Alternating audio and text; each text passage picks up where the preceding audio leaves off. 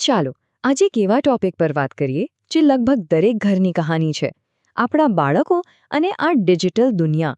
કેવી રીતે આ બંને વચ્ચે એક બેલેન્સ લાવી શકાય? ચાલો સમજીએ કે બાળકો માટે આ ડિજિટલ ડીટોક્સ કેટલું જરૂરી છે. આ સવાલ કદાચ દરેક મા બાપના મનમાં ક્યાંક ને ક્યાંક તો હોય જ છે, ખરું ને? બાળકોનો જે રીતે સ્ક્રીન ટાઈમ વધી રહ્યો છે એ ખરેખર એક ચિંતાની વાત તો છે જ. આ એક એવું દ્રશ્ય છે જે કદાચ હવે આપણને બધાને બહુ જ જાણીતું લાગે છે, નહીં? એક બાળક કલાકો સુધી એ નાનકડી સ્ક્રીનમાં જ ખોવાયેલું છે અને એની આંખોમાં જે થાક છે ને એ સ્પષ્ટ દેખાઈ આવે છે. પણ આ ખાલી શારીરિક થાક નથી, આ વાસ્તવિક દુનિયાથી એક અંતર પણ છે જે ધીમે ધીમે વધી રહ્યું છે. પણ ખબર છે સારી વાત શું છે? આનો એક રસ્તો છે, અને એ રસ્તો છે પાછા ફરવાનો, આપણી સાચી વાસ્તવિક દુનિયામાં. એક એવી દુનિયા જે ખરેખર ખૂબ જ સુંદર છે, જીવંત છે, અને જેની સાથે ફરીથી જોડાવાનો સમય આવી ગયો છે. જુઓ, અહીંયા બે દુનિયા વચ્ચેનો ફરક કેટલો સ્પષ્ટ છે. એક બાજુ છે ડિજિટલ દુનિયા, જ્યાં અલગતા છે, થાક છે, અને બસ પેસિવલી બધું જોયા કરવાનું છે. અને બીજી બાજુ આપણી વાસ્તવિક દુનિયા, જ્યાં સાચું જોડાણ છે, કંઈક નવું બનાવવાની ક્રિએટિવિટી છે, અને નાની નાની વાતોમાં સાચો આનંદ છે. આ બદલાવ ખૂબ જ જરૂરી છે. તો બસ એ જ કરવાનું છે. ચાલો આ ડિજિટલ દુનિયાના ધુમ્મસમાંથી આપણા બાળકોનો હાથ પકડીએ અને એમને વાસ્તવિક દુનિયાની સુંદરતા ફરીથી બતાવીએ. અને આ માટે કોઈ રોકેટ સાયન્સ નથી જોઈતું. સાવ સાદી નાની નાની વસ્તુઓ છે, જેમ કે પાર્કમાં મુક્તપણે દોડવું, કલરથી આખા કાગળ ભરી દેવા, બ્લોક્સથી પોતાની એક નવી જ દુનિયા બનાવી, અથવા તો કોઈ સારી વાર્તાની બુકમાં ખોવાઈ જવું. આ બધી એક્ટિવિટીઝ જ તો બાળપણને સાચા અર્થમાં જીવંત બનાવે છે.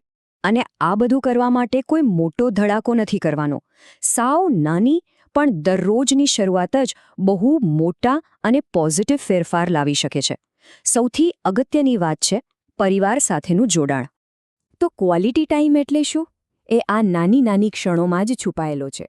જેમ કે સાથે બેસીને બોર્ડ ગેમ રમો, એનાથી બાળકને ટીમમાં કામ કરતા આવડે, હાર જીત પચાવતા શીખે. રસોડામાં નાની નાની મદદ લેવાથી એને જવાબદારીનો અહેસાસ થાય. સાથે મળીને વાર્તા વાંચવી એ તો કલ્પનાની દુનિયામાં એક સફર કરવા જેવું છે.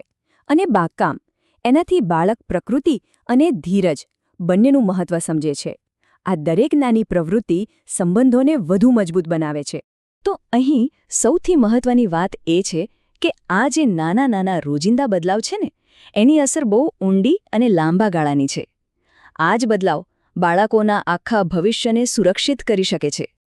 આપણે આ બધું શા માટે કરી રહ્યા છે? આપણો છેલ્લો ગોલ શું છે? એ જ ને કે આપણું બાળક હેલ્ધી અને ખુશ રહે. અને આ બધા પ્રયત્નોનું પરિણામ પણ એ જ છે, એક ખિલખિલાટ કરતું આનંદી બાળપણ.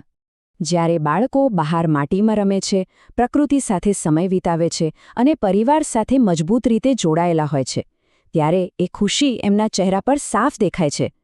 ખડખડાટ હસતા ચહેરા આજ તો એક હેલ્ધી અને હેપી બાળપણની સાચી નિશાની છે. તો પછી હવે રાહ કોની જોવાની? ચાલો ને આજથી જ શરૂ કરીએ. એક નાનું પગલું, બસ આજે જ. કારણ કે આપણા બાળકોનું બાળપણ પાછું નહીં આવે, એ અમૂલ્ય છે. આ એક લાઈન છે ને, એને બસ મનમાં ગાંઠ વાળી લઈએ. મોબાઈલ છોડો, જીવન જોડો. આ ખાલી એક સ્લોગન નથી, પણ એક મંત્ર છે. એક એવો મંત્ર જે આપણને સાચો રસ્તો બતાવશે અને આપણા પરિવારમાં એ સાચું કનેક્શન પાછું લાવશે. અને છેલ્લે આ સવાલ આપણે સૌએ પોતાની જાતને પૂછવાનો છે. આપણે આપણા બાળકને કેવું ભવિષ્ય આપવા માંગીએ છીએ? સ્ક્રીનની એક ખોટી દુનિયા, કે પછી વાસ્તવિક અનુભવો અને સંબંધોથી ભરેલી એક સાચી સુંદર જિંદગી? પસંદગી અને જવાબદારી બંને આપણા જ હાથમાં છે.